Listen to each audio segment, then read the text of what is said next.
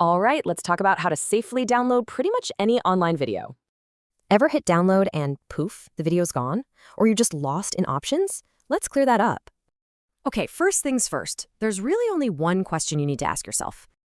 So if all you want is to watch stuff offline, the official way is usually the simplest. You get no ads, downloads, background play on your phone, and it even throws in YouTube music. It'll run you about $14 a month. But, and this is a big but, there's a catch. Basically, those downloads are locked inside the app. You can't move them, edit them, or share them. So what if you need that actual video file, to edit or save forever? This is a must-have for creators, anyone on social media, or if you just want a real copy. To get the actual file, you've got two main paths: online tools and dedicated desktop apps. Let's break it down.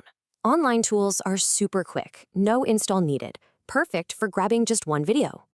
But desktop apps? They're the powerhouses. We're talking top quality and downloading whole playlists at once. And yeah, the experts agree. If you're going to edit or post it, you need the actual file. You know how these downloaders just stop working sometimes? It's a constant cat and mouse game with the platforms. And that game creates risks. So how do you download stuff without getting a virus? Good question. It's simple, really. Stick to trusted sites, read reviews, dodge shady pop-ups, and scan your files. So let's recap. The right tool just depends on what you're trying to do. Now you know the pros and cons of each path, and you can pick one without worry.